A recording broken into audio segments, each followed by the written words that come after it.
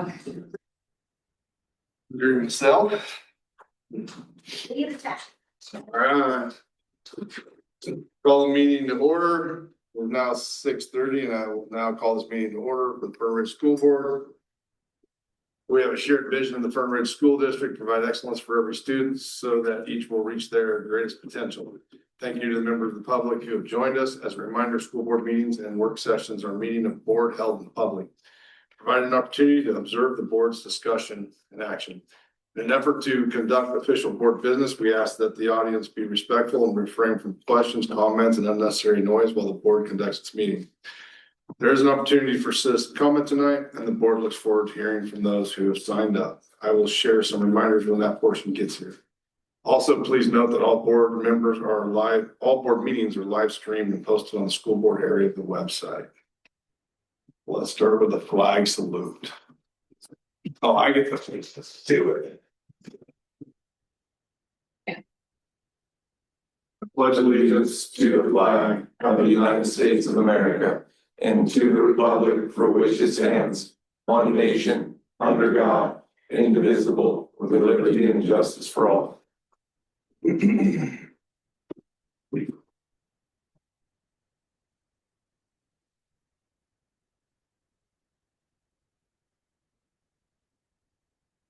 There is no public comment tonight, so I guess we won't go over that. Election of board chair and vice chair for the 26-27 school year. Can we, make a motion to move this to Monday, next Monday, so we can have more time to talk about it? It has to be done by the first meeting in July. Okay, can we vote on this on Monday? When do, Like, are we allowed to put something in Dash on Monday, right, in that all day session? are you allowed to take action on Yeah. something? Okay, I'll make a motion to elect the board chair and vice chair for 2026-2027 next Monday, the whatever day that is. 27th. 27th. Do I have a second? Second. All those in favor? Aye. All opposed? Motion passes 5-0.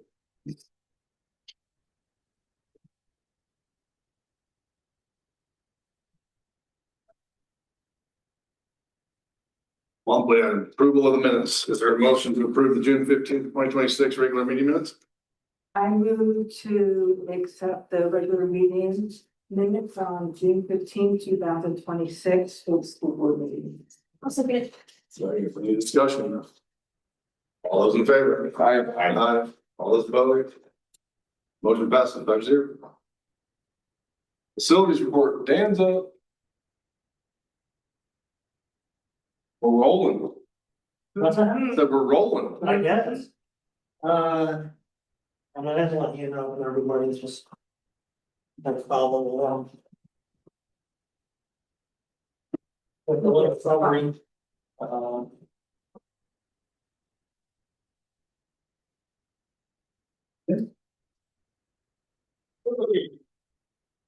So I know there were questions at the last meeting about some of the irrigation, some of the bottom stuff.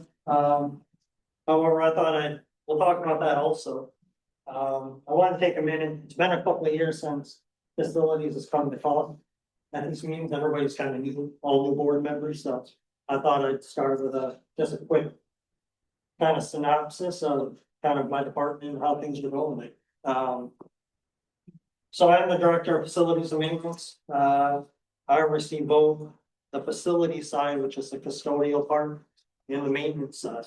I have nine staff members, 9 custodial staff members, 2 maintenance staff. And then we have 2 summer help, part-time summer help folks. On the custodial side, that's the main task is to get the schools ready for the next day, right? So priorities are getting the trash, getting the bathrooms cleaned, disinfected, cafeterias, health rooms. Those are always a priority. So when we're shorthanded, those are the things that we focus the most on. So we call it the grab and dash, right? So you just get in, get the bathrooms done, get the garbage done, Because you don't have enough help to get them, when people are sick or whatever. And then when we're full staffed or you catch up, then you do all the remainder stuff, floors, vacuuming, sweeping, mop, more detailed clean up the bathroom or of the classrooms.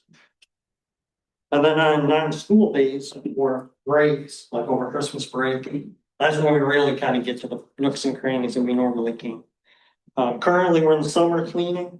That's a top-down approach, kind of like people do when they spring house clean. So we start by dusting the lights, cleaning up the bugs out of the lenses, wipe the walls down, dust all the shelves, move everything that we can move out of the classroom, fully clean the floor, then put everything back. So we do that.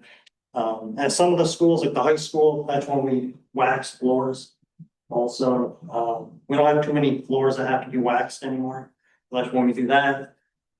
I'm really proud that we also do gym floor maintenance in-house. We don't contract that out. So, we resurface. This year we did the auxiliary gym and we'll do Elmira Elementary. So it's a new coat of finish on. A lot of schools kind of hire New Dimensions Flooring or somebody like that to come and do it. We do it all in-house. So, kind of happy that we have the staff that can do that. Maintenance side, maintenance is, my goal is to ensure that the facilities operate on a level that creates a safe building to be occupied. We often joke that we're running a mini city. Every day I come in, I have three things that I think about. I think about, do we have potable water? Do we have sanitary sewer? And do we have power? Any one of those three, we have call Mr. Carpenter and we have a discussion that do we have to cancel school? So those, I might not even do anything with those three every day, but those are the three things that I have to think about every time when I walk in. Obviously, some of those are a bigger deal in the winter time. When we have winter storms and stuff. But four of our 5 sites are on wells and 4 of our 5 sites are on septic. So it doesn't take too much for one of those things to kind of go wrong. Then the next 3, security, safety, and the health of the buildings. Those are the next 3 things that I spend a lot of my time on. Followed by I lump everything else kind of together, educational needs, grounds and irrigation, support athletics, and then community events. So those are all kind of work orders come into that. A little more detail on a couple of the specifics. Our potable water, because we're on well systems, we're regulated pretty heavily with a whole series of different tests that we have to do from both Department of Health, but then we also get Department of Education, which has their own set of water requirements that we have to follow. IPM, Integrated Pest Management, which I think is also on the agenda a little bit later. That's our pest management program. Our biggest pests that we have in the district are sugar ants and bees, wasps, and things that fly outside. Constantly doing that. We have asbestos, radon, and lead testing that we have to do. We just had our facility inspected last week for the 3-year annual asbestos report. So hopefully we'll get that back. We can get that filed. And then daily work orders. That work orders kind of fall into 3 categories. Emergencies, is it actively flooding? Is it actively burning? And then we just have high, medium, and low. Then we kind of go through stuff. Just a quick little synopsis of kind of the facilities and maintenance. Kind of some specifics from the summer of 2026. We've now completed all of our life safety inspections, so we have to test our fire alarms. Question? What sheet? Yeah, I can get you a copy of this. I didn't make a copy of this. Are there new copies here? No. Okay. We've done 2 of our schools are finished up for fire alarm testing. We have the middle school to do yet. And Benita Elementary. So we'll finish those up before school starts. We've checked all our fire extinguishers, fire sprinklers in the buildings that have that, and our backflows have been tested, so. Everything should be safe and ready to go for that. Been working with Emmy, the new AD, giving her the facility use stuff, helping her create the online calendars for kind of how that position's gonna go. Specifically, Summer Help's doing a whole bunch of stuff. Blackberry management, they do a lot of outside stuff, blackberry management, poison oak removal, mowing, weed pulling, helping move classrooms around and stuff ready for the start of school. Specifically at VES, Pails over there purchased us a new drinking fountain for the gym. So if anybody remembers, there was 2 porcelain drinking fountains there in the gym area. We took both of those out. We put one drinking fountain with a bottle fill. So that just got installed. We got a little bit of finishing up to do with that. We put new tempering valves in the cafeteria hand sink so kids don't burn themselves when they wash their hands to keep it under 110 degrees. We got some coat hook stuff for safety in the hallways. And then of course, on the bottom work in the parking lot project that is Scott will probably talk about that. That's going well. They got the asphalt laid down. Middle school projects, of course, big bond project. That's the biggest thing there. Bunch of punch list stuff, some irrigation upgrades. Elmira Elementary, we did the new HVAC controls there. That is, I'm gonna say for all intents and purposes, done. We still have a little bit of testing going, a month ahead of schedule, finish that. They just have some programming tweaks, but it's fully installed and fully operational. So I was real happy to hear that today, that it was fully installed. We're gonna, as I mentioned, we're gonna do the gym floor refinish. And we've been helping support Kits, because Kits is going on there, so we do have to do custodial cleaning during the summer there. That we don't have to in the other buildings, because they're not being used. Elmira High School, no big projects there. I did mention we redid the auxiliary gym floor. Irrigation upgrades to softball, that got started today, so we're doing in-ground irrigation and softball. And then just some new faucets, whiteboard replacements. Irrigation upgrades, middle school, so the lower field. I had isolation valves put in at the lower part to isolate baseball from the football side. So this time of year, I can close those valves to save the water to push it to the baseball side. So those have been installed.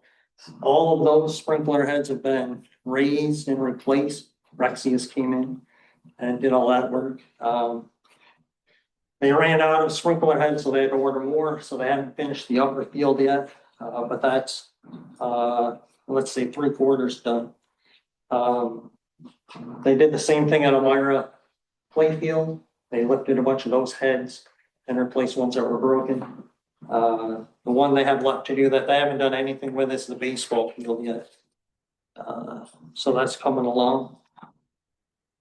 And then just the summer, still to come, just working through work orders, getting all our HVAC systems and the rest of the school working, summer maintenance, and then just our random repairs and improvements that we have to do yet. So that's all I had. Quick and easy. Thank you. Yes. I have a question. At the very top, you say that you have 9 custodial staff and 2 maintenance. Are we on contracts now with a lot of, or some of the maintenance things, so that we don't have to be concerned about it because we're on contract and they just take care of everything? Like our HVAC stuff? Yeah, so, I consider Alliant another employee. They give us, I think our contract gives them, it's like 1,500 hours a year. And they have the tools and the expertise to, maintain our HVAC system. And are they on the HVAC system? No, well, that's what our contract is. Our contract is only HVAC. However, the benefit of them, and they just helped us out at the middle school. Scott will talk about it probably more, but we found out that our sewer line in Route 15 was glass. So they used to do septic lines in glass in science rooms because it's chemical resistant. So ours under grade was glass. So we had to cut that out just last Friday. Alliant has a plumbing division. They came in on Saturday and they plumbed it all back in. They poured the concrete back this afternoon. So, so we that's do use a rarity. line. What's that? That's a rarity. They're 99% No, of their but stuff. yeah, they have full plumbing capabilities. They put a backflow preventer in over at the baseball field for us and. So are you saying that they have 15, or we have 1,500 hours? I mean, roughly, I'd have to look at the contract, but yeah. Okay, for HVAC, but if they're under those hours and we need something, they're more than happy to help us. No, Wow. it's It's paid. they're never under those hours. Okay. Yeah, the way their contract is, they've gone through, they know we have, you know, X amount of units, each unit takes X amount of time to service. Mm-hmm, Because they do quarterly maintenance on, mm-hmm. on all of our, they check the contactors and they check the condensers, they check all that stuff. And so they know, we do have a little, extra hours, let's say, like that we can kind of fudge around. But I use that for stuff like today I had to move a thermostat. We had a thermostat was inside the concessions at the high school, right behind the coffee maker. Well, so that messed up the whole temperature in the hallway. So we moved it to the outside of the hallway. So they take some of that extra time and instead of billing us, they just use it for stuff like that. Okay, So thank you. they've been probably the best partner. You know, as far as on the maintenance side that we've had in a long time. I'm trying to think of any other maintenance support contracts we have, and I don't really think of any with you. That's the only. We have a few others in the district with technology that provide server maintenance or support to Paul, but on the maintenance facility side, I think that's the only other thing I'd add to what Ben said is some more information on irrigation, as I think I mentioned to you in recent weeks. Our ditch now it's not dry, but if we fill up our tanks, it's dry. Takes about 3 days to get back up where we could fill up our tanks again. We're still watering those fields. Is it every day or? Yeah. So to help with that, Reduce the time because of the amount of water we don't have. Do we know it was gonna take 2 or 3 days to fill that ditch back up before we did all the plumbing work? Say that Did again? we know it was gonna take 2 or 3 days to fill that ditch back up? I mean, that's how long it's taking. No, but like we knew that. typically we get that way mid-ish August. But to mitigate the problem I was gonna get to was, we've always been able to send water from the ditch, say in the spring when it's full and there's lots of water, to the high school, to that system. So Dan and his crew replumbed what's in the pump house, created a bypass and a valve. We can now send water from our wells at Elmira to there. So essentially, I think our plan is to kind of use that for a couple days, send water this way, third day, use the ditch, go back there. So it's still getting water every day. I mean, historically it would run dry since I've been here, like end of August versus September. This is the first time I've ever seen it. Literally, I think I sent Gary the picture on July 3rd. And I was Yeah, like, it's never been that way. look at this. But to your point, your question, Brian, you said, you know, we allocated this money, no one would run dry. We allocated the money to try to improve the sprinkler heads so that the water that we do have gets to where it needs to be. Because some of our sprinklers that shoot straight up in the air, some of them, they just leak around the head, because the heads leak, so we're wasting that water. So part of the money that I wanted to spend was to be able to upgrade it, because there's been a lot of deferred maintenance with, especially the lower field, a lot of deferred maintenance to be able to make water conservation, let's say, so that we can try to take the water we have and put it right where we need it, which is why I put those isolation valves on those lines. We don't need to bring water in the baseball field, the lower baseball field that doesn't get used this time of year. We can save that water for areas that we can really use it. Is there a water shortage between all the schools with all the wells? Like is there a gross shortage? Can sprinklers run 24 hours a day? We run out of water? There's been times where we've noticed, because our main well at the high school, which is over by the track and the big pump house, there's been times in recent years where we've noticed it's starting to get taxed and not producing, and we've had to shut down irrigation just to make sure we don't want to start school and not have drinking water. That was tied to the domestic. Yeah. So it's the same system. And so in the past, we monitor that closely, because if we see that well in particular that goes to irrigation or goes to now our treatment tank, we don't send treated water out to irrigation, it goes to our treatment tank. When that starts to get taxed late August, we get nervous and we start reducing irrigation, because that's the priority. Where did that conversation go about adding another well here by the elementary or by the middle school? Sure. It's something we might look into. It'd probably be good if maybe you and I, if you're interested, maybe even WC could attend with Dan. We'll walk the site.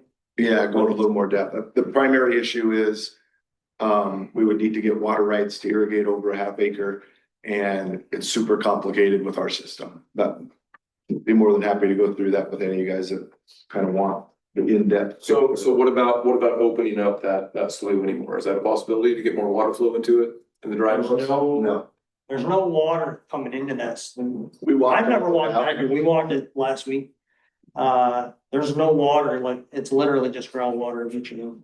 Right. The last time they did, Jeff did it, you might have been part of it. No, I was part of it. It And took the- 3 years of paperwork. Right. And finally, I got the ability to dig out a hole deeper. But 3 years of paperwork with Army Corps of Engineers to be able to get a vehicle with tracks in there and dig.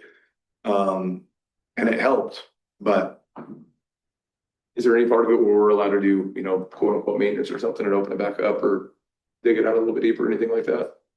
Without doing all that BS? I mean, if it just happened over one night by somebody, not me, I don't know, but it would definitely be a problem. They do come back there and inspect that. They do, they come out, it's kind of faded out, but there's an Army Corps engineer sticker on our pump house. Because that's part of what they inspect once a year. They come take a look at it and peek down in the ditch and see what's going on. So, In a perfect world, but it's gonna take some time, and we're gonna be investigating it over the next few months. We'd like to dig another well adjacent to our current pump house there at the middle school that would hopefully solve a lot of the problems, but there's a few things we need to investigate first before we do that. In the past 3 to 5 years, have we had to not have school because there was no water? sorry, I left my hearing aid. Typically, it's Sorry. if the power's out. I'll take a shower and then come back. If the power's out. So if our power's out or pumps don't run, if maybe we could go, we've done a few things. We have our own stash of porta potties. So an example, if power just goes out and just at the middle school, there is no water.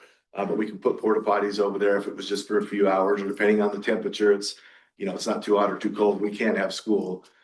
We've never had to not have school due to water being contaminated, or just no water in the system. Right. But we have had to have no school without power because we can't. Now, we do have a generator that runs our well at the high school. So, it's a generator that hooks up to our tractor. That will just run our well. So once we have water there, I can send that water to Elmira Elementary. So those two schools. And now to the middle school too, right? Aren't they all? Not domestic water. Domestic water, Not domestic water. just irrigation water. Just irrigation. So domestic water is only, because Elmira Elementary gets their water from the high school well, the domestic well, so. So what about adding the fields that we're about to talk about between the middle school and or the elementary and the high school? That's gonna tax the water system even more. It will. Yeah, We've had a couple people come out and look at it. Our first step is, it's gonna be expensive. You wanna talk about what they've told us in regards to? yeah, they're looking at, well, the first thing that I've talked to them about is using a tall fescue grass, which is a drought tolerant. A lot of our grass that we have on the fields are ryegrass, and they require a lot more water, a lot more fertilizer. But tall fescue, they'll get like a 3-foot root system. They get down there and try to find every drop of water they can underground. So that's the first thing I want to do is plant that with a tall fescue. And then regardless of, how we do that system, we're gonna have to put in a new, because it's 5 acres, roughly 5 acre patch, so we're gonna have to put in another pump. And it's gonna be a standalone system. That for now, they'll pack onto our Elmira Elementary School tanks, because I have two extra tanks at Elmira Elementary. Will it be enough to irrigate it for now? That'll give enough to that, because they'll require less water. Like per square foot than because of the type of grass we're gonna put in, so. I mean, because it's just we're just trying to keep it. If you go around and look at other schools, a lot of schools, they severely cut back on the water, to keep it green enough to when the cooler season comes and they can water and get it green up again. They're really conserving water, this time of year than where they do it, With the type of grass we have, we water every day, it ain't staying green. right? Main football field, fields over here, it doesn't matter that we're watering it every day. That grass goes dormant in some form. So that's what I'm trying, I mean, look at the old football field, we call it the practice field. Mhm. That's gotten watered every day since June. And we've checked the heads and it's still brown. We used to take it in, Jeff always had us 2 weeks before school. We put the cannon out there and fertilize it, and then we bring it back up. It might be something we investigate, or, down the road, the district can investigate, how did this new grass work out on this new field? And can be something we're looking to change it to in other fields. This could be a stupid question, but if it's dead anyway, why are we still watering it? Why we what? Why are we still watering it if it's dead anyway? So you're trying to. It looks dead, I mean, it's not dead. Okay. What it does is you want to give it enough water to keep it alive, so when it does start to rain and it gets a little cooler, then it jumps right back. If we let it just get dry and die, we have one football practice on it, it's just pulled up, Right. grass is gone, we gotta mud it. So I guess it's more dormant's really the term to Yeah, use okay. versus dead. Like, to me, dead is it becomes a dust bowl, and when you kick it blows away. We still want to try to keep the roots intact, so then when it does decide to take off, it comes right back. That's all I got. Thanks, Dan. Yeah. Thank you, Dan. Thank you very much.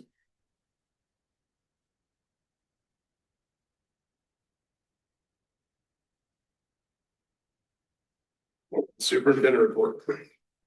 Well, Dan didn't talk about a surplus vehicle. So I'll talk about that. Is that still on there? Yep. Okay. We bought a new rig. We are wanting to surplus the old one to put it up for sale. Board policy states that when it's something under $5,000 value, that I can just do that, and that's what we do. When it's over $5,000, it needs to come to the board. Did Dan give you guys a copy of this document? No, I'll just read through it. Our old one that we're surplusing, we've had for 20 years, since '06. It's an E250 cargo van. It's got 80,000 miles rear wheel drive. It's in fair condition. It's got toolboxes and a ladder. He'd estimate the value to be around $5,000 for a quick sale. Maybe if we get a private property, a little bit more, up to 7,000. Mechanically, it's in good condition. We have all the maintenance records. Again, we use some of our facility reserve to buy a new rig a month or so ago. It needs board approval to surplus this truck. What is it? What vehicle? It's the cargo van. So maintenance vehicle. We haven't replaced it in 20 years. Yes.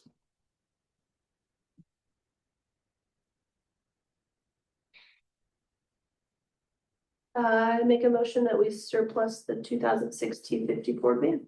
I second that. Any discussion?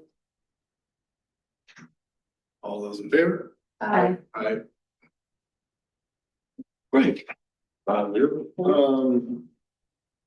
So first thing we'll go over, I mentioned to you as a reminder, in August, we'll kind of do a larger presentation on K235, but in this month, I wanted to give you an update and some work we've done around two topics of that potential move, one transportation and one facilities.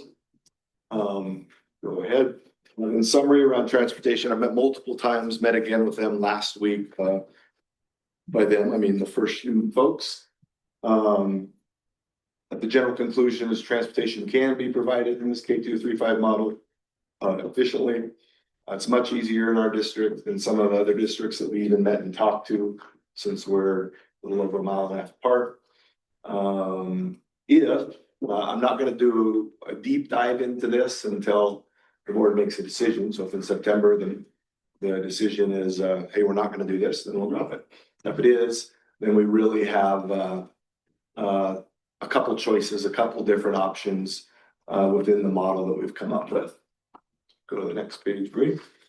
I wanted to give you a quick summary. AM routes would stay the same. VES routes would simply drop off the K2 kids at Veneta, then go to Elmira, drop off the 3-5, return to the bus barn. EES routes would either do the same, or depending on the path of their route, drop off the kids at the 3-5 school, Elmira Elementary, and then go to Veneta before returning to the bus barn. Determining factor here will be where we end up on start times for routes in those schools. We'll have a shuttle bus each morning from Veneta to Elmira, so the parent that has multiple kids wants to drive their kids to drop them off at Veneta first. The K2 kid, the 4th grader, could get on the shuttle bus that'll go to Elmira. If again the board decides to do this, I'll probably get a small group together in the fall. We'll meet once a month for 4 or 5 months with the first student folks and kind of brainstorm the different options and see from a teachers. On that committee will be some teachers, probably some elementary principals, and the bus folks, and just kind of brainstorm the different options. Next page. In the afternoon, we're really considering 2 options. That morning scenario is really locked in. There's very little impact. Option 1, all buses start at Veneta, this is in the afternoon, to load the K2 kids, drive to Elmira, which would probably get out 5 to 10 minutes later. Adding a little bit of instructional time to their day, load those kids on, and then they go to their routes. Option 2 would be to have the Veneta route buses start at Elmira Elementary and vice versa. So let's say it's afternoon, all the Veneta route buses that are Elmira, they load the 3-5 kids, go to Veneta, get the K2, go to their Veneta routes. And the flip side of that, Elmira routes would start at Veneta, load the K2 kids, go to Elmira, load 3-5, do their Elmira routes. There will be a PM shuttle, kind of same thing. We do that now, not a big deal, to get kids to the after school program at Elmira. How do you select these people for like a committee, like the teachers you're talking about? You said gather some people together to figure that I out. always ask for volunteers. Okay. Let the principals send me names. I probably just limit it to a number of people. I wouldn't care who. I'd tell Veneta principal and Elmira principal, hey, give me 2 teachers that are interested in this topic to kind of represent. Probably make a suggestion that one's a lower rate, a K2, one's a 3-5 or whatever. Get some split up that way, but. Okay, so anyways, bottom line on transportation, I don't think it'll be a big issue. I think we'll be able to do it efficiently. I don't think the costs will increase. And we can make it happen, but the fine tuning details will be to come. Let's see, put some additional information around SPED. Won't be included as the SPED routes. After school program that currently happens, I mentioned that. Cost, both per student and Quanah agree there should be little to no cost increase with these changes. You might ask why that is, and that's because we don't get charged. We have an overage mileage amount. I want to say it's 65 miles, but we get charged an amount per route. So if the route only went around 1 block and came to the school, we're getting charged the same as a route that went all over the place. We do have an overage mileage for a total route, and that's 65 miles. And of our 18 or 19 routes, I believe there was 2 that were consistently a few miles over. So that mileage over, we might be paying 75 cents. So there could be, maybe instead of 2 routes over, we might have 3 or 4. But again, it's only going to be by a mile or 2, costing $1 or something. So that's kind of the main reason that we won't see any increase in costs. All right, facilities, I think, is next.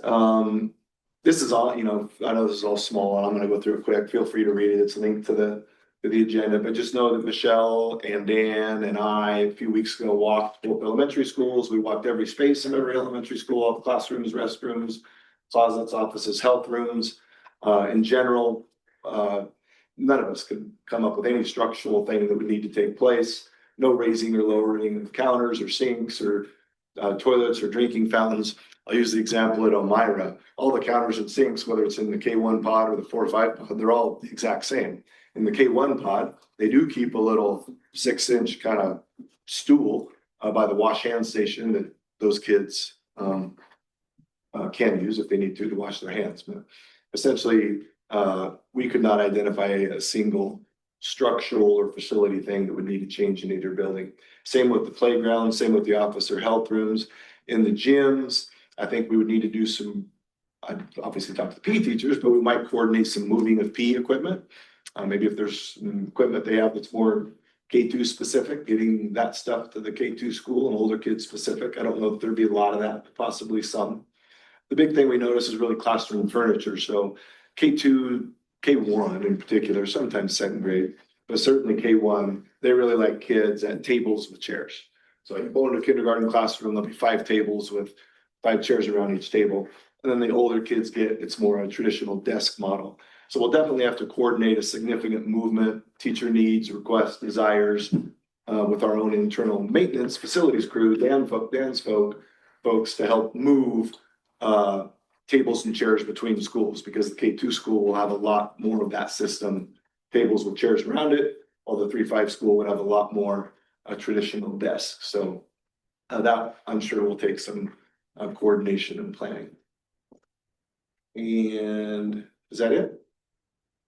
I think so. Okay. I do have a question. Okay. First of all, I'm gonna make a comment, I absolutely love the fact that we're gonna have a shuttle. A what? A shuttle Oh, for the parents. Yeah. Yeah, that was a. And so when we have the retreat, will we be able to have, right now we've gotten everything in regards to K2, 3, 5, just as needed. Before the retreat, can we have a full package, please, of everything that we have? Well, really now that the only agenda item on the retreat in regards to K2, 3, 5 is for you guys to, I'll share with you at that retreat. Here's the things I'm going to show you in August, and then take any suggestions from you if you want others. So the first time you'll see all this stuff all together in one presentation will be the August board meeting. But then you're going to have a whole nother month to review that stuff, ask me questions. It'll be September when you make a decision. So We'll have survey results Yep, and everything. yep. Thank you. all the stuff. So if you have ideas of something you think you'd like to see on Monday, again, I'll bring to the retreat. Here's what I'm planning to show you in August. Is that good? Anything I'm missing? We'll get that solid, present it in August. If you guys have questions over that month, reach out, whether it's me or anyone else. And then in September, that's what we'll decide. Thank you. Okay, so next topic, just wanted to get a bond update. I know Dan touched on some of the stuff. That's what Scott's here for. Scott, can you kind of run through each spot? Yeah. So, good evening. So we are getting towards the end of your bond program. The bond promises or those things committed to your community will be completed by the end of the summer.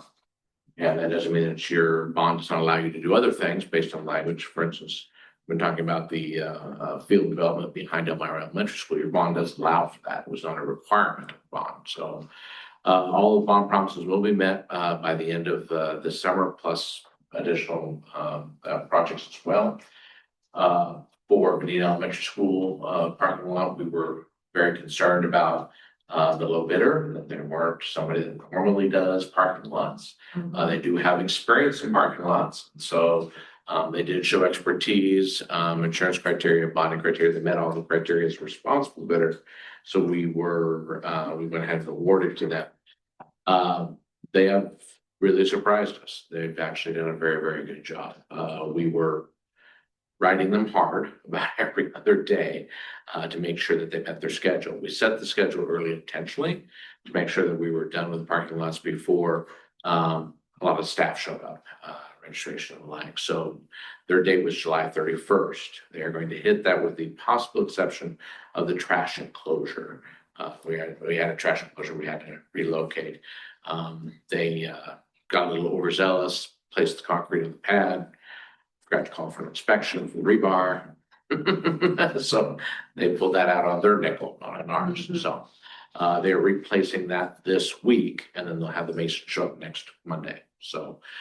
Minor item there, but what's nice to see is that they did get the paving done this last weekend, Thursday, Friday, Saturday. If you've been by Vanita, it's all black, if you will. We've got all the concrete in place. They're working on irrigation this week and landscaping and fencing next week. They will stripe probably Tuesday and Wednesday next week. So by July 31st, other than a couple of minor punch list items and maybe finishing up the masonry around the trash enclosure, they will be done. So it will double the size of your main lot. It's adding approximately 59 stalls. So big, huge increase there at Nina. We did have a sizable change order for replacing the existing storm system throughout. We had some minor repairs called out and we flushed the system. Couldn't flush it more than about 10 feet and ran into another break. And we cleared that. Flushed another 10 feet, get another break. So, but this was from the playground all the way up the fire drive, across the main lot, and the tie-in at the swing at the north side. Bad storm system, which doesn't surprise anybody. I mean, that parking lot's been bad for 20 years. I've been here. I've been looking at it since 05, so yeah, 20 years, and it was needed to be replaced then. So, what is, I think was saving grace is one, you have a whole lot of rock there, much more rock than normal underneath the asphalt, which was great. And two, because of the breaks, the storm backed up and puddled, but it didn't saturate your ground, so we didn't have a lot of over excavation to do. But it was, I think we were done about 300 linear feet of storm pipe, so it was a lot that we replaced. I'm sorry, Susan, how yes. much was that? About 300 linear feet. Yeah. Oh, okay. Yeah. So anyway, I'm very confident what you've got going on. They lasered all the lines, had them all inspected before they did backfill and cover. So you should have a very stout parking lot now for a long time. We did do thicker cross sections of the bus areas, bus delivery drop off areas. So yeah, and kept the landscaping to a minimum, just kind of code required minimum. We didn't go crazy with the landscape. So yeah, it's vast improvement over what you had. So I think you're going to be happy with that. But they are getting done. Yeah, they are getting done on time, which is fantastic. Did we get drought friendly vegetation? We did, yeah. Everything is local and drought tolerant, if you will. We're trying to really minimize, kind of work with this, navigate with the city. What is the requirements that they're going to have, minimum requirements, just kind of hit that because we didn't want to incur more maintenance. We did have a few conversations with your neighbors about the fencing. So they did not want to look at chain link. They wanted to keep their wood fence. Their wood fence was marginal. We're trying to get rid of some trees. There was a little challenged, if you will. So anyway, we negotiated with them. So we still put up chain link because you don't want to maintain a wood fence. Chain link is easier. They don't want to look at a chain link. They wanted to keep the wood fence. So we got a little no man's land about like that much between them, and then filling that with concrete as well, so that we don't have just a big weed area on that in that border. So yeah, so it's been good conversation with the neighbors. Gary had those conversations initially, and Dan did, and I went and talked to each of the neighbors, and then the contractor, we advised him as well. So they've gotten a lot of attention from us. So I think they're happy there. Over here at Elmira Elementary School, as Dan mentioned, he's been working with Alliant. Alliant was doing the phase 2 of our mechanical upgrades, which was integrating the control system with the rest of the district. They are basically, I'll say, done. Everything is installed. They're just going through some programming and balancing and so forth to do. But they're supposed to get that done by the end of the summer, July 20th. So yeah, they're doing fantastic. Alliance has been a good partner, as you mentioned earlier this evening. Then lastly would be Fern Ridge Middle School interior renovations. So like with the parking lot and the storm system, we've ran into a lot of little discoveries as we go there. It's just an older building with lots of things, but they will finish on time. So their contract was to get everything done by August 25th, which is a Tuesday, because I have furniture coming for those classrooms on August 26th. So I had to get done. They are going to get all spaces turned over between August 7th and August 25th. They're kind of staggering their turnover, if you will, because we let them start early in special education and the maker lab. So those are the ones that are going to come online first. And then later was the band room, those smaller amount of work, but that came on later. And then science is the big one, is the big lift. And then we do have some group restrooms right next to the library. So it's kind of moving from one end of the school to the other is going to be how it's turned over, roughly August 7th to August 25th. And they were saying today that maybe they can improve those dates by a day or two. And it's like, great, I'd love for you to do that, but I'm not going to share with you an approved date until I know that they can actually meet that. We may authorize a little bit of overtime this Saturday because of some of the impacts that they've had regarding some asbestos, the sewer lines and some other things. So we may do that because I'd rather leverage some overtime in July when we've got 2 or 3 trades there than in August when we're playing catch up and I got 8 trades there. So it'll cost you less. It'll actually be more fruitful. So we're looking at that. We'll make a determination here in the next couple of days whether or not we'll work Saturday. You would only pay the premium time, not the base time, of course. So kind of working through that right now. We've had a lot of asbestos that we've encountered, not just your normal asbestos, but asbestos that was hidden in holes and wall cavities and things like that, where it was removed but then just dumped. And so got all that cleaned out. As was mentioned, the glass sanitary line, there's a portion of the sanitary line that was actually capped outside. So those sinks weren't running. So got that all opened up and cleaned up. So a variety of things like that. We did a big void below the bathroom, outside of the library, big void under the slab. We weren't quite sure how the slab was staying in the air, but a large void. So we had to bulkhead that off and fill that with Lincrete. And it wasn't based on any water source run leak that we could find. And we did a lot of testing around there to see if there was anything that it was just a void. So anyway, so a lot of things that got addressed, either deferred maintenance, poor construction initially, or just a variety of just age and deterioration things. And so everything that we touched, we wanted to make sure we got done in the correct way. We didn't leave, we didn't rebury whatever we found buried. we got it addressed as we went through. So What was the rough cost of the change order stuff at the middle school? Like the stuff that they found? which part? Any of the stuff we're talking about, like in the science wing and all that, some of the foundation stuff. Yeah, I said, what was the rough cost on some of those changes? Oh, the rough cost on that. We're sitting at about 130,000 on change orders roughly right now.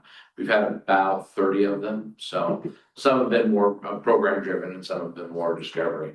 That sewer line with the replacement of the link there, that was about 20 grand of the 120, 130. So, What about the stormwater at the elementary school, Vinita? that was about $200,000. Yeah, that was about 300 linear feet pipe. And 1, 2, 3, 4, 5, I think 5 catch basins, maybe 6. I recall right. So every change that we get, we have the architects and engineers review. We take a look at it. It's not something I'm familiar with, and I have my in-house folks take a look at it as well before we approve it. We've reduced about 30% of the changes. We rejected them initially and said, I see some challenges here and here in your math. I want you to go back, take a look at this, or give me additional backup. So federal request backup a lot. Oftentimes we get a lump sum. We say, we just reject lump sums. So you got to give us the back invoices or hours spent, that kind of thing. Anyway, again, these are your last of your bond promises, if you will, and they're going to get done.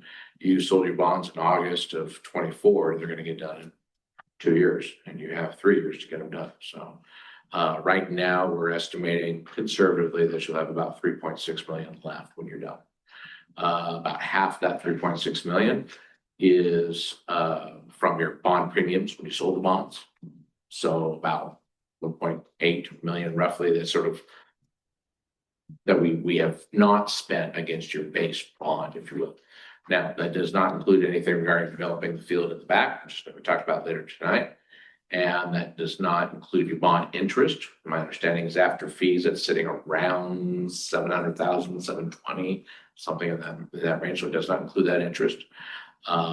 And it does not include some bigger system things that were not on the bond, but you are allowed to do for capital improvements that you may look at considering over the next year or 2 or 3.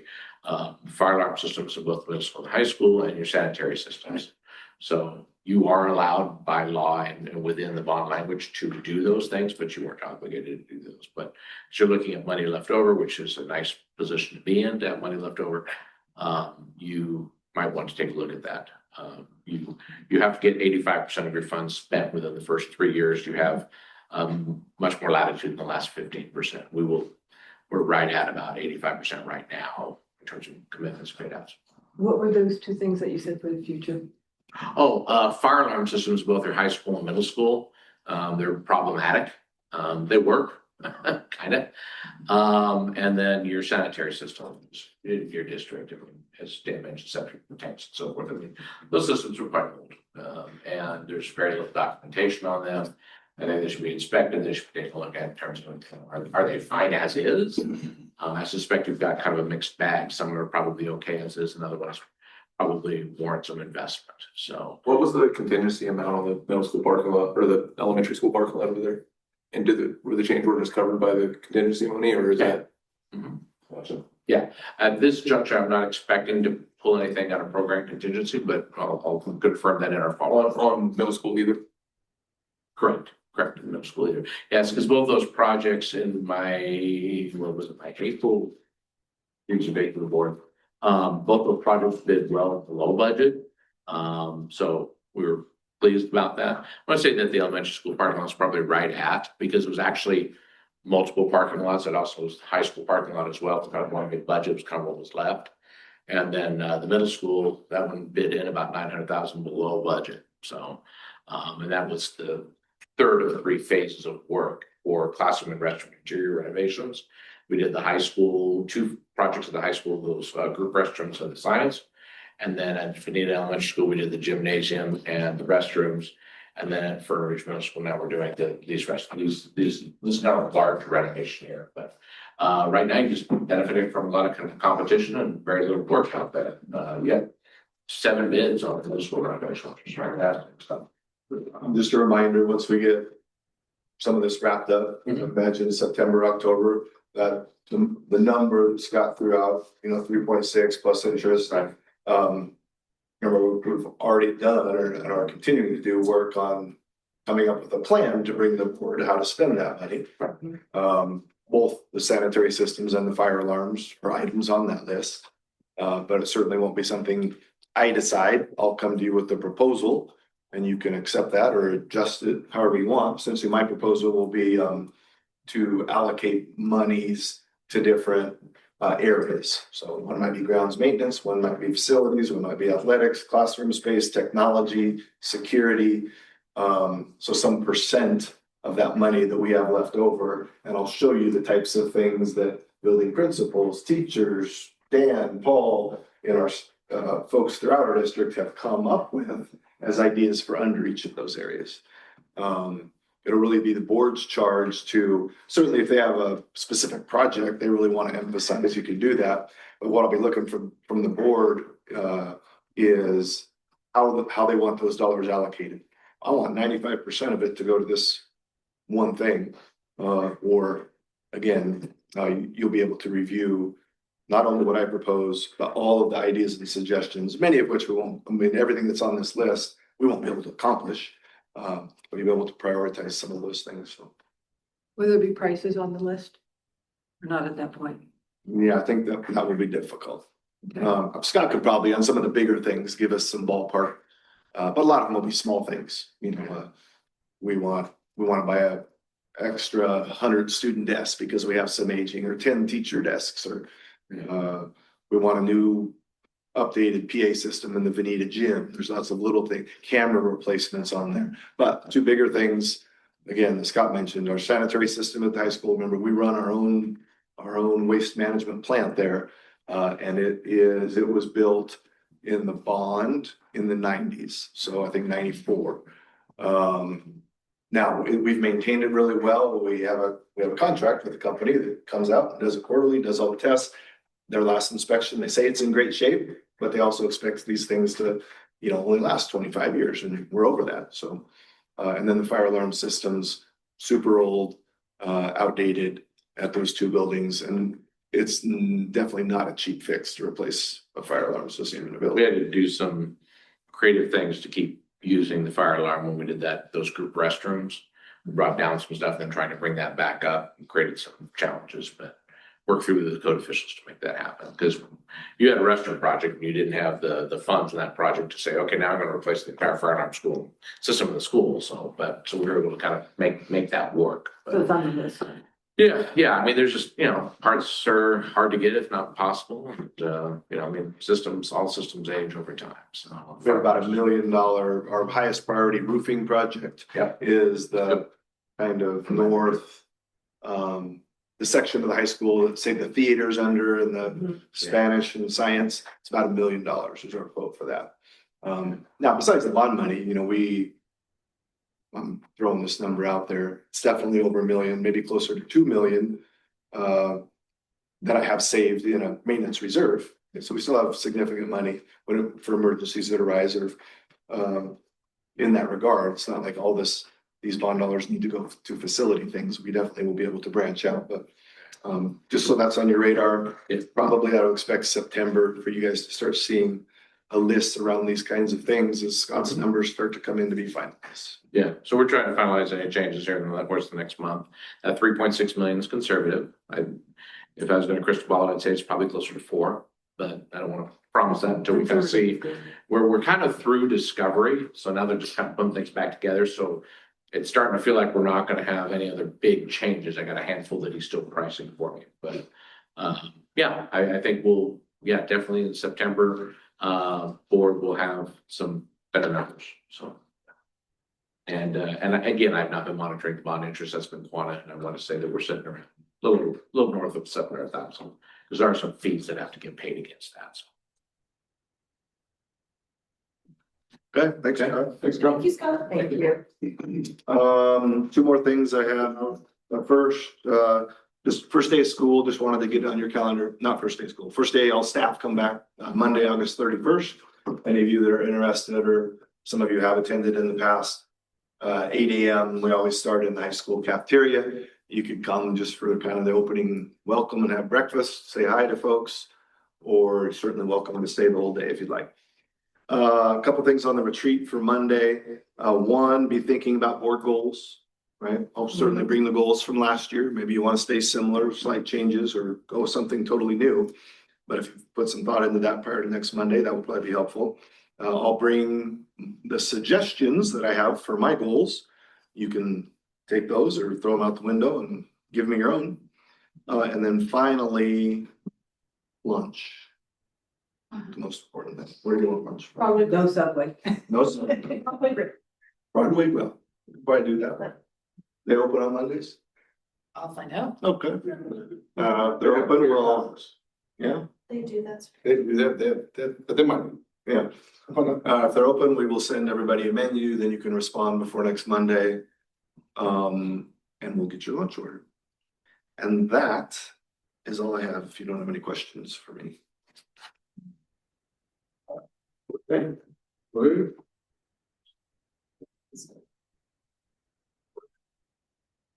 So that stuff was West Lane Charter annual review? Yep, I won't go into this too much. Went fine, went well, met with Darcy. I do want to commend them. I've mentioned it before. In my time in dealing with West Lane Charter School, which goes back to about 2003, it hasn't run smoother than when Darcy's been there.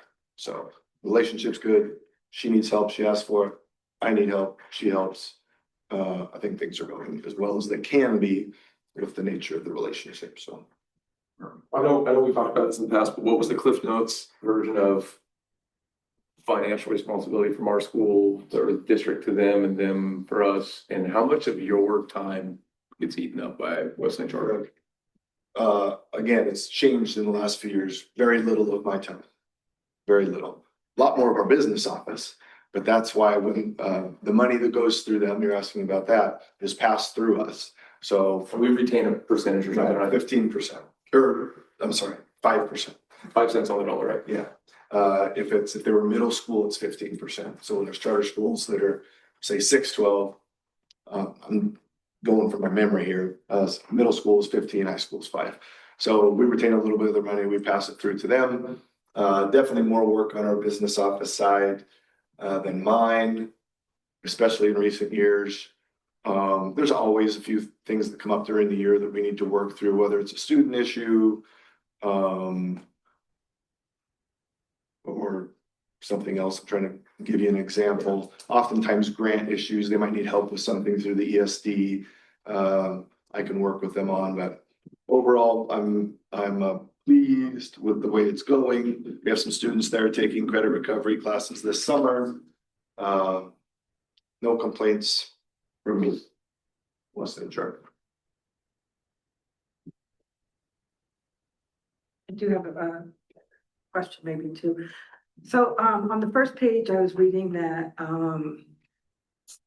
I'll just read it out. WT has their GED program up and running, and that 6 students completed their GED. What did they get before that? Because that's just this school year. They just didn't have a GED program, so they would get a charter school, high school diploma. Okay. But now, typically, the only place in Lane County students, probably not the only place, but the most common place would be to go to LCC. So if student, we would release them from what's called their requirement to compulsory attendance, which is to attend public school. If they were under 16, if they were over 16, 17 or over, they could just do it on their own. They'd go to LCC. So now, if a student, let's say they're a junior in high school, they've got 2 credits because either they've been a knucklehead or they've had life challenges. Maybe they lost a parent, whatever, and they're just not on track to earn a high school diploma. They have the ability to go to West Lane Tech, take some focused classes in math, take the math portion of the GED test. They passed, great. Take the language arts portion of the GED test. So they hadn't had that program until last year. Now they have the 2. And so, yeah, now a student can go to West Lane Tech and earn their GED. And like you read there, they had 6 students do that this year. So did any of the kids go there and get caught up on anything and come back to school to you? Yeah, they're doing it over summer right now. So Gary, how much of it did we pay? Well, we paid half, but I guess what he's probably, we have students, they're still enrolled students with us that go over, maybe take 1 class. We don't have too often students go over there for 2 years and then come back and graduate. No, not And that's really a concern for me that I don't like, right? I don't want to go to West Lane Tech for 3.5 years and then decide I want an Elmira High School revision or public education deployment, a diploma, and return in January of my senior year to do that. So again, with this leadership at West Lane Tech, that hasn't happened as much as it used to. Typically, do I think more kids access that than is good for them? I do. But in general, that issue hasn't come up recently. I know we kind of talked about this before, but how many kids do you think, like what percentage of it are kids that need to be over there and how many are taking advantage of? Yeah, if I use ballpark numbers, I think there's around 50 there now. 50 kids, they have around 100, about half of them are ours, again, ballpark numbers. So if we have 400 kids, that's, an eighth, 12%, 12.5% or whatever of our high school kids are going to West Lane Charter. Do I think it's 12.5% that's good for? I do not. Is it 3%? Is it 5%? I don't know. It certainly is helpful for some. Yeah, with some really ill kids, like they had a major surgery or and they had to stay home. But what I think the superintendent might be referring to is kids who didn't make it there and just use that as their compulsory education so that they're attending somewhere and they're usually not doing very well. So we have some that go and they're successful and they come back and they're great, or they go and they graduate from there. And then we have some that were failing at the high school, leave us, go there and fail there as well. The only reason I asked is because I hear kind of rumors of the same type of stuff happening at the middle school now, which is weird. Going to other outlying schools because of issues or whatever. And it seems kind of spread. It's kind of like a little disease, right? Like a wildfire thing. I just didn't know if it was, you guys see the numbers going up consistently every year. More and more kids are like, that does seem like a pretty sweet deal, or it kind of stays. I maybe going up a little, but not a lot. It's very, very rare they've ever had under 30 kids. from Fern Ridge School District attending over there, and I think last year they were 50, so it fluctuates. Well, the difference when you say superintendent is that we don't have our online program anymore. Well, possibly, but we only had that for 4 years, you know. We never had online at the high school when they first came on board. For a little bit of a, kind of get a little bit in the weeds, but so you have the context.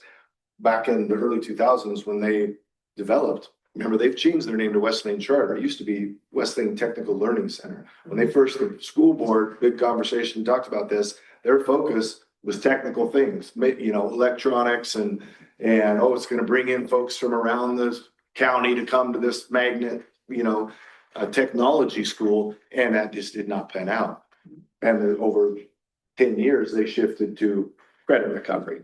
Well, you know, contracts already in place, that's kind of, but that model created much more conflict. And when I was in high school as the principal, their facility was on the high school campus. That even created more conflict because student Tommy would come to school at 10, show up late, go eat lunch with our kids. Hey, I'm leaving in a half hour, I'm gonna go to the lake. You wanna, you know, these are kids that are trying to do the right thing. And it just created nonstop issues. So I said, we need that space. We're gonna take it over for some classes, and they found a new spot. That's definitely helped the relationship a bunch. There's always, you know, like Ms. Vandergaard was saying, you know, certainly kids, medical issues, they need to work for whatever reason, for whatever reason, that works well from them. But there's far too many kids that just have, as they should, Ms. Vandergaard and Ms. Smith on them for attendance and being tardy and following the rules, and they go, well, screw this. I'm going somewhere where that isn't as, not that it's not as important, but it's different, right? They can just stay home. It doesn't matter.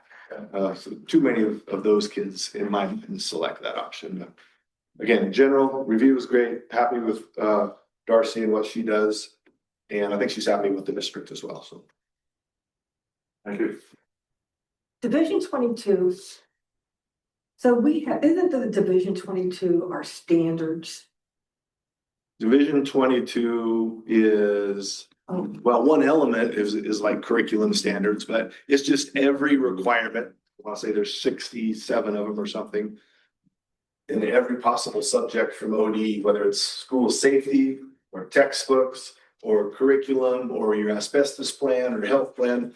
So you'll be seeing that in the fall. I think those are usually due November. It's probably on the October agenda, where I'll present to you, okay, here's the 67 different expectations from OD. We were compliant with them all, or we weren't compliant in this one. Here's my plan to get us back in compliance. In the reading, she had said that they don't adhere to, Yeah, it's not a requirement of charter schools. Division 22, they don't have to follow those requirements. thank you.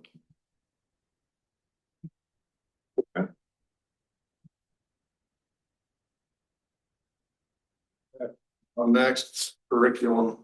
I'll just give a quick summary and then turn it over to Sid if you have any questions. But as you recall, board policy says if we're teaching a new course we've never taught before, it comes to school board, high schools, turned in some paperwork to teach a world cultures class.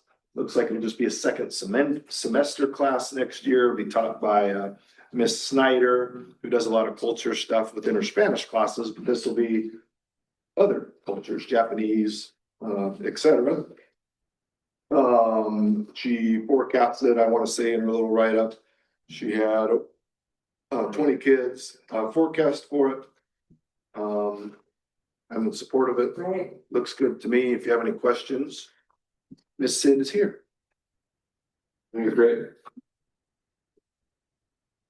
So I was hoping to have Jen here, but can you tell me what the thoughts are with this? For the creation.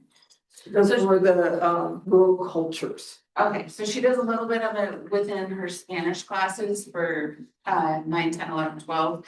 Kids really like it, bring in food from the culture, talk about you know, what their houses look like, what the weather's like, you know, they just talk about where they live and how it's different from where we are. Kids really like that portion of the class. Of course, they learn how to speak Spanish, which is harder usually. This is gonna be project-based, but what the high school students or the high school teachers wanted to do is come up with electives that kids wanted to do, and because her classes really liked this portion of the Spanish class, she put together something that would go second semester for when sometimes we have a tendency for some kids to not pass Spanish 1, so she would have a little class time or some change in enrollment due to some kids not passing that first semester or not liking it, not wanting to take it again, where she could offer it second semester. So so it'd be the foods, it would be, you know, is it cold all the time there, you know, just like environment, do they live in the mountains, by the sea, what, you know, that sort of thing. Education systems, health Yeah. systems. Cultures, and I've been in there before when they bring the foods from the different, or from Spain, or not from Spain, but Mexico or Spain for Spanish class. And kids really like that part of it. So it's project based. And what we were trying to do is come up with electives that kids would be interested in that aren't completely a lot of homework, but you would still do a lot of learning. So that's why she's making it project based. I anticipate the 20 going up because we'll have new students. I already met with one today that are coming from another district that their parents moved here, and we don't, all of our electives are full. So we just need more electives. We need more things that kids want to take. And then it is both teacher taught and student research. Yes. And then in the student research, it's researching everything to know about them, not just one-sided or. Sure. For example, in the Spanish class, they made a travel brochure of things that you could do and, you know, choose a city that you might go that speaks Spanish. And then the kids showed it to the class. So if you go to this place, what we learned is that even though we think it's hot there, they might have skiing because the elevation isn't right. So they just learn about other parts of the world. The kids really do enjoy it. Thank you. Yeah. So we do need a motion to approve this. I will make a motion to approve the world cultures curriculum. I second. Any discussion? So not knowing very much about it, I have done this before with the younger children and absolutely love it. Okay, they love it. Yeah. What I'm wondering is, do we want to put any modifications on it? I'm hearing you say that it is going to be, you know, they'll be taught everything. Not just one-sided, both sides or all sides. So I just want to make sure that's done. That's my concern. When I saw it done for the Spanish classes, kids did research. We talked about a city or an area or a region from, you know, someone that spoke Spanish. And I feel like they did it in a very broad, they don't know much about it, so they're not biased one way or the other. And I feel like it was well-rounded. I didn't see anything. And Jen also adds to it, like if she feels like it's one-sided. Like if they forgot something, she might add to it. Thank you. Any further discussion? All those in favor? Aye. Aye. All those opposed? Motion passes 5-0. Got an item. Allocate 200 grand for dirt grading behind. Yes, so just a little background, and then I'll be looking for action on this as well. As you heard from Scott, we're gonna have, is it gonna be 3 million, 4 million, a little bit more left over? So far for that project, we have 3 things that we've either paid for or about to encumber. The first was the survey, $26,000. I just paid for that out of our facilities reserve account. I'm just gonna keep it as having come out of there. So right now we've got all the surveying work done that the architects did, use that data to draw up our plan. that will stay as being funded from our facilities reserve. The other two things, we haven't been yet billed for the plans that the architects, engineers drew up. That'll be coming in the next few weeks. You have a ballpark what we think that might be? It'll be under 20. Okay, and then on Thursday, our bid closes for this work.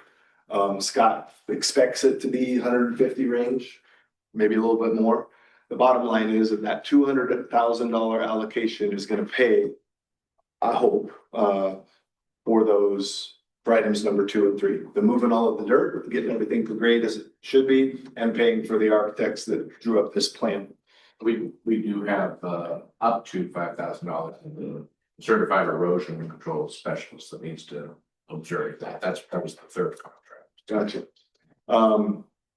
So my hope is that the board will allocate the use of this money that we know that we have incoming. The reason I would recommend this is one, timing. If we're doing this in August, the next elements of this, which I would imagine the total cost is going to be another $100,000, which will include the irrigation system, the grass, and then any structures that we want on there, whether it's backstops or any fencing. So one, just kind of the timing. I think we can have this facility, if we do this summer, we can have this facility ready to be used in the spring. The second reason is recall this from both community and athletics folks, this was the highest item on their list, having a JV baseball and a JV softball field and more play space. So from the money side of it, we're gonna keep the 26 grand for the surveying work paid out of our reserves. I'm asking for the board for 200,000, which hopefully gets us to a point of flat dirt, ready to do grass and irrigation. At that point, we'll do a little deeper dive into what we think the other costs will be. And I would imagine coming back to the board and saying, okay, we spent 195,000 of that 200 plus the 26 out of our reserve. It looks like it's going to be another 85,000 to complete this project. And be asking for that to be allocated. So Are the engineer or architect costs public in the bid? Estimated costs? All the estimated costs for the work, we did not run an engineer's estimate. What is to keep a potential contractor from listening in on this public meeting to know exactly how much to bid for? Right. We've got about 6 contractors that have asked questions and are interested in the work. So my guess is it will be a competitive bid, so.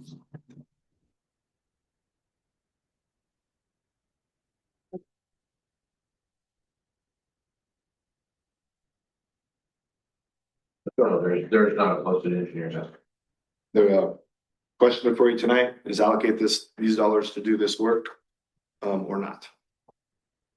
And your estimate on this initial portion is 200,000 with containers work? I just told Gary it would be under $200,000 for this portion. I didn't give him an engineer's estimate, I didn't. Right. And that was just off of your kind of, we know exactly how many acres of dirt need moved. Right. And it's not a lot of outhaul, right? It's a lot of slope, like a lot of moving dirt from one side to the other. Yeah, that was the question that was asked by one of the contractors, how much are we anticipating bringing in or fill? Yeah. And the engineer said, you shouldn't have to bring in stuff to fill, you should be able to balance the site. So Gotcha. So it's gonna stay raised up on that platform out there for the most part? yeah, I mean, the low spots get a little higher, the high spots get a little lower, but yeah. How close does it get to like the outfield fence of the high school baseball field? I'm just curious. Close, still gonna be a road or something there? Won't be a road. We could end up eventually getting a path. Remember, here in about 30 days, I gotta sign the contract. I just got it today. Along that closest fence is gonna be that cell tower. Oh, that's right. The third baseline of the softball fence, I think it will be about 10 feet from the baseball fence. Say that one more time. Oh, So the softball Yep. is oriented in the northwest corner of Yep. home plate for softball. Baseball, JV baseball field will be in the southeast corner. Right. Softball's in that corner because of the shorter fence for that cell tower to fit out there. And then a big soccer field in the middle that will be all grass, absent any of the infields. is it all gonna get access from the road between the elementary and high school? Like to get to the backfield, like the baseball field? Well, we'll currently have the gravel parking lot by the baseball field, so it can be accessed there, right? Oh, yeah. But we're, long-term, when you think about this, we're moving dirt and leveling out to where a parking area could be on the south side. But that's gonna take some planning. Initially, you're gonna have to park in the Elmira, walk through the playground to get to the field, or park in the high school. How would you get to the parking lot that you would have on the south end? That's the problem. We need to figure that out. If Is there access around the elementary school down the side? Isn't there a road there? there's a gravel road there, Entirely. but there's no parking once you got there. Yeah, but isn't that like a straight shot right back to where that would We be? don't have, so that dirt road you're talking about, we don't have it. Like there's no highway entrance, like we have a highway entrance. I thought there was an apron there on the sidewalk, no? From the parking lot. He's talking about from Bird Road Yeah, to your pump house. no, from territorial. Territorial to. Oh, you're talking about from We territorial. don't On the have. south end. of the- That's where there's a little chain between two trees. But when I reached out to OD about that, they said absolutely not. You could not make that. I mean, you could, but here's all the things you would need to do. We couldn't just decide we're making that an entrance to drive down that road. To send cars back there. So what was your guys' idea to access it? I was just curious. Like, obviously the parking lot's there and they can walk. I was just curious about like getting close to it though. So I think in my mind, there's two options. The way it's gonna start is you're either parking in the Elmira parking lot, walking through the playground, or the gravel field. Gravel parking lot outside our current high school soccer, and they're right there. The two options, would the district want to go down and create some type of territorial off access where it is and create a gravel path back there? Or number two, change kind of the structure, like where you drop off your kids in the morning, right? Turn around that corner, some kind of access right there. Yeah. They cannot park along the street. They could also park like they do for our current baseball games, I guess, and walk down that gravel road, but you could get a lot closer than that, in the Elmira parking lot or the high school gravel ones. I mean, my preference would be to recreate a parking lot, like a second option here, Back over there, yeah. and then go. Then have the mess with you, we can try to get. Yeah, Another road access. because it's access off the highway or off that. Right, and then have a big gravel parking lot back there, for people live. Yeah, we there, two contractors asked, they said, we have to use territorial to access the site. He said, no, actually, we prefer you to come from the high school because that's an authorized entry point. So they would prefer to come from the high school as well. Is there on the plan, is there like sprucing up the parking lot, extending it, expanding it, whatever, for parking over there already? Is that part of it? On the out, they're gonna be moving dirt, right, for that potential parking area. Yep. Right. So the third base line of the baseball field, there's gonna be flat ground out there. Right. Okay. And they are allowed to place 12 inches of rock for a staging area. Right. They are allowed to leave it. Sure. Yeah, it's identified a certain size, yeah. Rather than putting it in the rock and then taking it out, so there's geofabric and. Yeah. Right there. Right. Is there a motion to approve the allocation of $200,000 from leftover bonds? Motion to allocate $200,000 for dirt grading behind EES. Any discussion? Not here discussion, all those in favor? Aye. All those opposed? Motion passes 5-0. Annual organization of appointments for school year 26-27 staff. Thank you, Scott. Thank you. This is something we do every year. Was no changes, right? Nope. I haven't made changes in several years. I have a question. How did the district come up with the bank that they use and why, and are the interest rates competitive with other private banks? I couldn't answer that. So Long-standing? definitely longstanding, never changed since I've been here. But Quanah would be able to give us some more information, so you make note of that. Got it. I was just curious, I don't know how all the, she knows way more about all that stuff than anyways, but I do recall a couple of years ago, I had a different bank come and pitch us, and they couldn't meet what we were doing. I know sometimes a lot of those smaller banks, private banks do really well. I just didn't know if we were allowed to have, the district's allowed to have CDs and investments and separate stuff that some of those banks offer that others don't. So I was just curious about some of that stuff. Sure. Quantic, there's some things I can say, but I'm sure I might misspeak, so I'm just gonna not say anything. And I'll let Quantic send you the exact accurate information. But that's a good question. Write down that CD thing. I don't think that's a Got it. possibility for us, but. I don't even know if it's possible for a school district to have private investments like that, but I don't. Well, really, the money, I mean, we certainly keep money there, but the money is kept in the state school fund. You know, invested, and they send it to us to make our payment.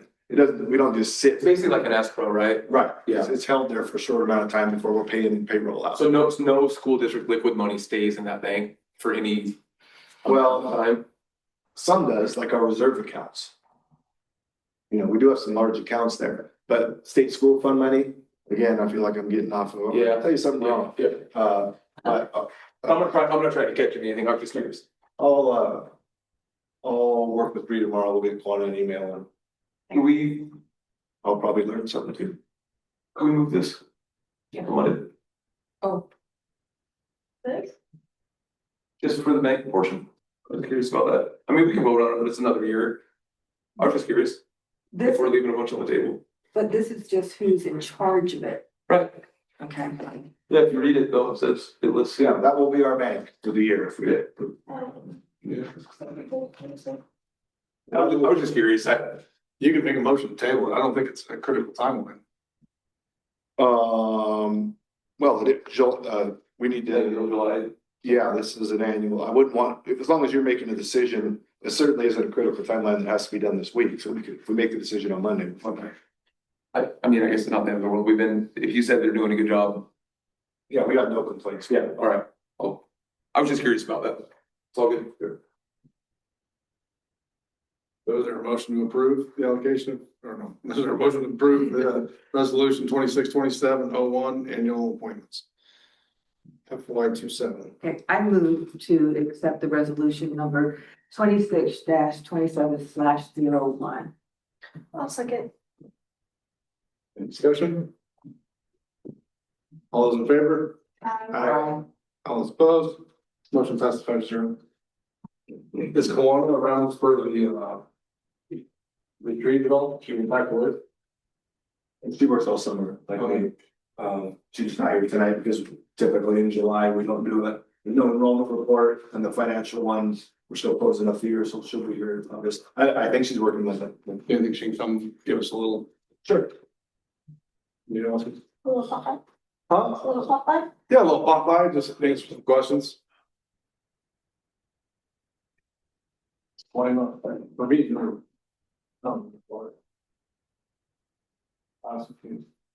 Pressers and stuff. What did I do? You didn't do nothing. I'm, that whole document, I have questions on yeah, I think I just. Well, there's some, all right, I'll go through it a little closer. There's lots of it I can shoot you information on. We can talk about it on Monday. Okay. Yeah, that's the we need right this second. And I defer to you guys ones that deal with it, but I just be curious to know. Sure. First reading of proposal policy updates. 3, 4, 5, 6. Yep, those first 8 are all first readings. Any questions between now and August, let me know. We'll look to approve them then. You've got, looks like 4, their second readings. Second readings. Second reading of proposal policy updates, EEACC G1 update, discipline procedure for district approved students transportation. Everybody get a chance to read all the stuff? Yeah. Yeah. EEACCR G1 replace, discipline procedure for district approved students transportation. JGDA G1 update. JGDAR G1 update. Those Approve. Yeah, all of them. We're got a first, your second? Yep. Discussion? I do have a question. There are 3.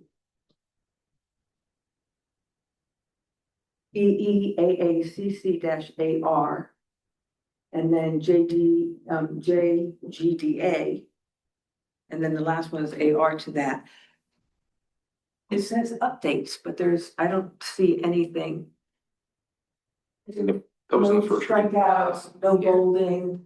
It's the naming. It's the naming and that's the only thing that changes. Folded just the letters. They So they- go, yeah, last month I posted the original's not on here. This is the second reading of the one we're changing to. The original had a different naming convention and that was the only change. The highlighted portion at the top. Hmm? The highlighted. Yes, yeah, the JDAAR is the new name of it, and that's the only change. Okay, thank you. Rename. But the reason that the AR is on a second reading is because it's about students with disabilities and they want you to be very sure about that. Thank you. Any more discussion? All those in favor? Aye. Somebody make a motion? Yeah, and the first and a second. Oh, okay. Yep. All those in favor? Still aye. All those opposed? Motion carries 5-0. Street agenda. Anybody got anything they want to see on the retreat agenda? We'll stick in that annual notification site. When do we need to get it free, if there is something? I post on Wednesday, yeah, so before that, we'll start to. And everybody's scheduled to be here? I will miss an hour or two to begin. Or begin? I will have to step out once in a while on phone call, just is what it is. Here. Unless WC wants to pay my house payment this month. I do not. I don't. Is that an option? I know, right? WC is making everybody happy. I'll have to sell a foot. You only got one to sell. You'd be better off with a kidney. Yeah. So, Discussion items 2A, it's for the board schedule and for the pre-meetings. Can we add work sessions onto that, please? Add what? Work sessions, Oh, okay. you want to discuss it. discuss work sessions? Oh, just.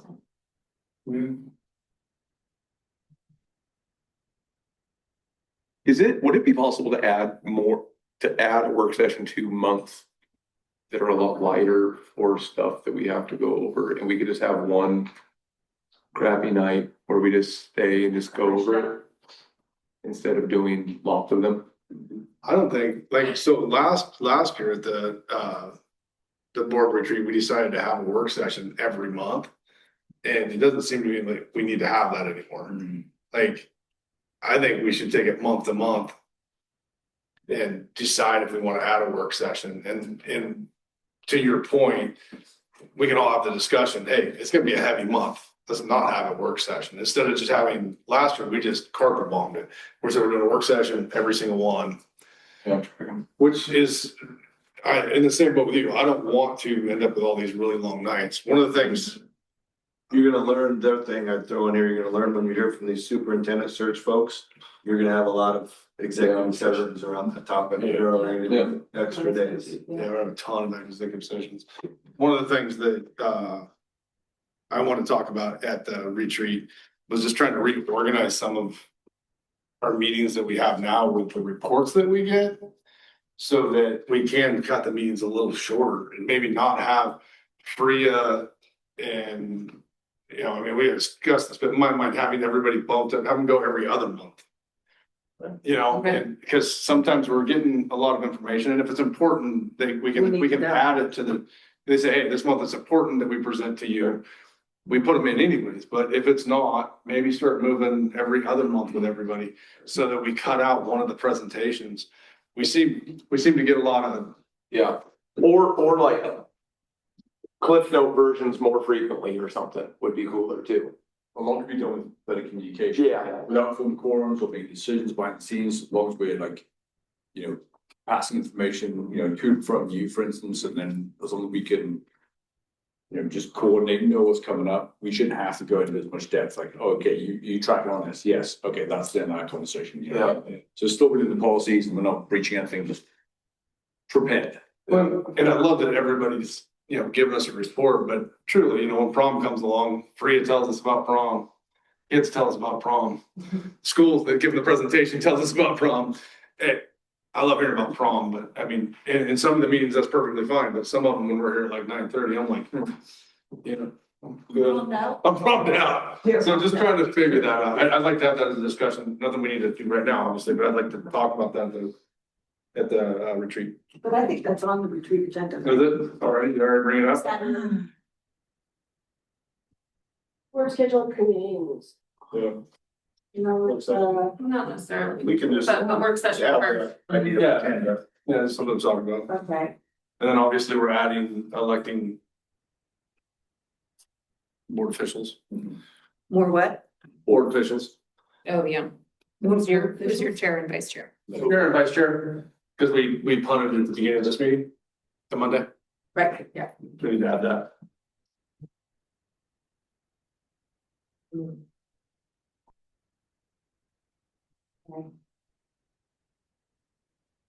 So we are going to discuss all this. Yep, this is on there. It takes till midnight on Monday. You discuss so like Monday. Yeah, If we all start getting up and leaving. I might come up sick. Yeah, Or just my hope is we sleep. can get through everything between 8 and noon. We might not be able to. Have lunch and just be able to listen to those folks afterwards, but it's really gonna be driven by you guys. I think the long discussion will be as everybody looks at the quotes. Go through them and stuff, read those. So the first one of them will come in at 12:30. We'll have lunch here at noon. So we'll have 4 hours and see how much of that we can get through. I guess that's what I was wondering, how long are the presentations from each? Do they? What I told them was 15 minutes to kind of review their proposal, 15 minutes to take questions from you. Okay. And And then will we vote on making a choice of the You don't two? need to. Okay. I think you guys should reflect on that for a while and Okay. then whether it's August, September. Yeah, maybe that'd be a real good opportunity to have an executive session in a couple months too. That's what I meant. Work session, work session. Yeah, probably work session on making that decision. But in both proposals, both of them kind of have timelines in them, so we can kind of see where we need to be making discussions. Make it You might decisions. get done, you'll be, if you wanted to, when the second person was done talking, they leave, you talk about it right there in open session, make a vote, select. So we feel like that day, yeah. Okay. So you posted on Wednesday, so anything anybody wants to add has to be in by tomorrow. Tomorrow Wednesday or next week? Oh, yeah, it was next Monday. It's, yeah, Tomorrow? it's 2 days. Yeah, it's Wednesday morning. Monday. The agenda goes out Wednesday, so you got Tuesday. 7 days, Brian, stay Hey, with you us. got the whole 24 hours, man. Yeah. All right. Any more discussion on that? Yes, please. So on, this is just to add this, and then we can talk about it at the retreat, is on item 2C for the administrative, those presentations to include data with that, but we're gonna have a discussion on this. Okay. What's that? To include data, sometimes they come, they give a discussion and they're talking to us. Right? I was like, just note, the administrative monthly report is the slideshow, the slides that I give you the Friday before every meeting. Okay, so I'm Not actually talking their, about like, presentation. Not school presentations. Okay, so I'll make a, And that will be important to know, because I hear you say that, and in my mind, those school presentations share with you a lot of data. So, and actually, in talking with Michelle this year, we were thinking about telling principals to not share data. It's gonna be Michelle's focus to really share if you want academics, so. If that's the route you want to go, to have the building principals presentations to be more about school data, that'd be important for you. oh, no, that's not what I'm saying. What I'm saying is right now, it's a matter of visually or audio. Okay, right now we're getting all audio. Okay, I need to be able, and this is a personal thing, I need to be able to have a visual. So I'm just asking that when they do come to give presentations, like Dan had that, you had your presentation tonight, I'd like to get it beforehand with the packet. Oh, okay. Okay, So well, just like, their timeline. As an example, when Dawn and Benita did their presentation, she had like 15 pages of data. is that linked to the agenda that they? It is, but not the day that I post that meeting, like it's on there the night that we have the meeting. Okay. Because they're still doing it up until that. I'm not tracking, like, they're giving us the stuff on the slideshow already, it's there. Yes, it is, but it's just, she wants it before. And we'll, She can look over it and then ask questions when they're presenting if she comes up. we certainly could, those slideshows. We have them by Wednesday. Right?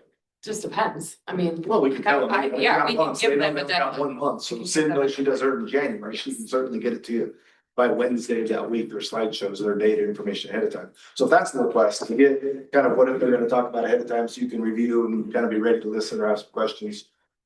That's easy, you know. Friday before they go home for the weekend or something like that wouldn't be too bad, right? Well, like I said, we've kind of internally had this discussion about not having the building presentations be as much about data, because you're hearing from Michelle 4 times of all the things Right. data. And I agree with that, Okay. yeah. Yeah, we can discuss. When you say data, she just means.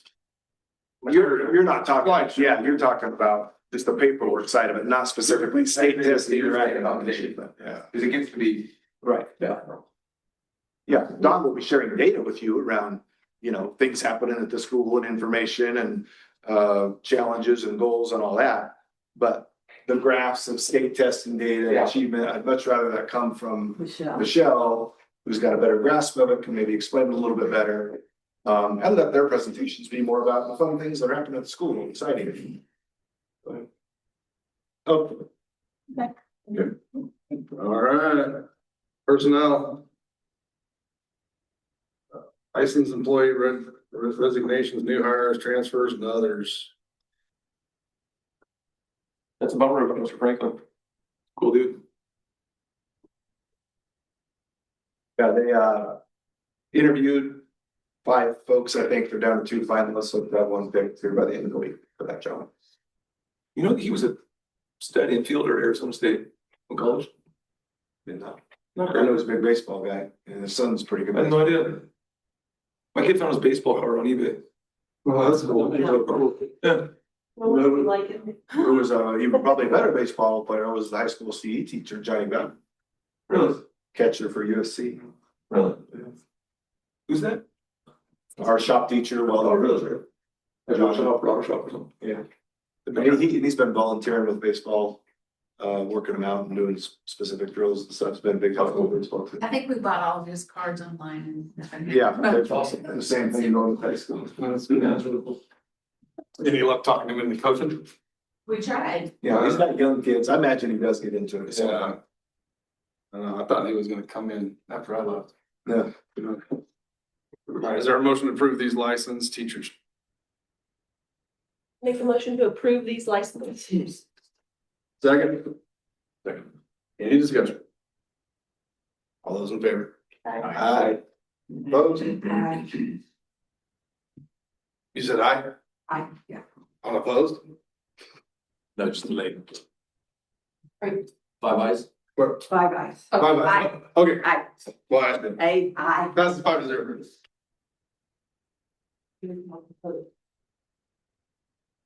Non-licensed preferred, there is no license, so there is none. Late items, anybody got late items? Upcoming events. Cool. Cool. No registration. Yeah. Today's Thursday, back to work. Yeah. Go back. Short vacation. Shall be back Monday. All right, this meeting is adjourned. Thank you. Thanks. Let's do it, man. Well,